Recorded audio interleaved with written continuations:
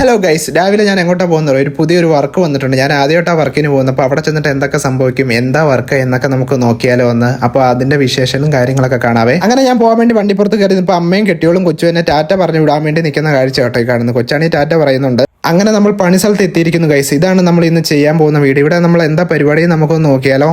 അങ്ങനെ ഞാൻ പണി ഡ്രസ്സൊക്കെ ഇട്ട് കുട്ടപ്പനായിട്ട് ഇതേ നമ്മൾ ആ ഗാർഡനിൽ വന്നിരിക്കുന്നത്. നമ്മുടെ പണിയെന്ന് വെച്ച് കഴിഞ്ഞാൽ ഗാർഡനിൽ ഇങ്ങനെ ഒത്തിരി പുല്ലും കാര്യങ്ങളൊക്കെ വളർന്നു വന്നിട്ടുണ്ടല്ലോ, അതൊക്കെ ചെത്തിപ്പറിച്ച് കളയുന്ന പരിപാടിയാണ് നമുക്കുള്ളത്. ഇത് ഫുള്ള് നമ്മളിന്ന് ക്ലീൻ ആക്കേണ്ട പരിപാടിയാണ്. ഒരാഴ്ചത്തെ പണിയുണ്ട് ഇവിടെ തന്നെ. അങ്ങനെ ഞാൻ പണിയുന്നുണ്ട്. ഇതാണ് സംഭവം. ഈ ഗാർഡനിൽ വേറെ പുല്ലിങ്ങനെ കയറി വരും. അതൊക്കെ നമ്മൾ ഇന്ന് പറിച്ച് കളയേണ്ട വർക്കാണ് നമുക്കുള്ളത്. പിന്നെ വീട്ടിൽ നമ്മൾ ഇതുപോലത്തെ പരിപാടിയൊക്കെ ചെയ്യുന്നതുകൊണ്ട് എനിക്ക് വലിയ പ്രയാസമായിട്ട് ഇത് തോന്നിയില്ല. എന്തായാലും നല്ല വീടായിരുന്നു കേട്ടോ, നല്ല അന്തരീക്ഷം. പക്ഷേ ഒട്ടുക്കത്തെ വെയിലായിരുന്നു, അത് പറയേണ്ടത് തന്നെയായിരുന്നു കേട്ടോ. പിന്നെ എല്ലാ പണിക്കും അതിൻ്റെ ബുദ്ധിമുട്ടൊക്കെ ഉണ്ടെന്നേ, അതുകൊണ്ട് പിന്നെ കുഴപ്പമൊന്നുമില്ല. പിന്നെ ഒരു ചെറിയൊരു മാവേൽ ഒത്തിരി മാങ്ങ ഉണ്ട് കേട്ടോ. അതിൻ്റെ തൊട്ടപ്പുറത്തായിട്ട് 2 മയിലിൻ്റെ ശില്പം കൂടെ ഉണ്ട്. നല്ല ഭംഗിയുണ്ട്, നല്ല രീതിക്കാണ് ആരാണെങ്കിലും ചെയ്തു വെച്ചിരിക്കുന്നത്.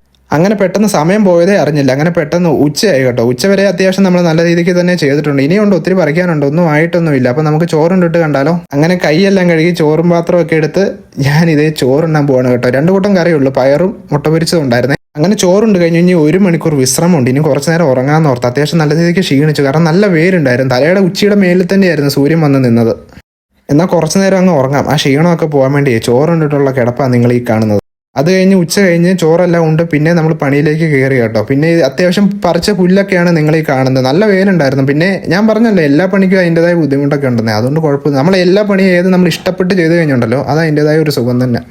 പിന്നെ നമ്മൾ വൈകിട്ടായപ്പോഴത്തേക്ക് ഇത്രയും ചെയ്ത് തീർത്ത് കേട്ടോ. ഇത്രയൊക്കെ കഴിഞ്ഞു, ഇനിയുണ്ട് ചെയ്യാൻ. ഏകദേശം ഒത്തിരി ഉണ്ട്. നല്ല രീതിക്ക് മടുത്തായിരുന്നു, വെയിലിങ്ങനെ കൊണ്ടിട്ട്.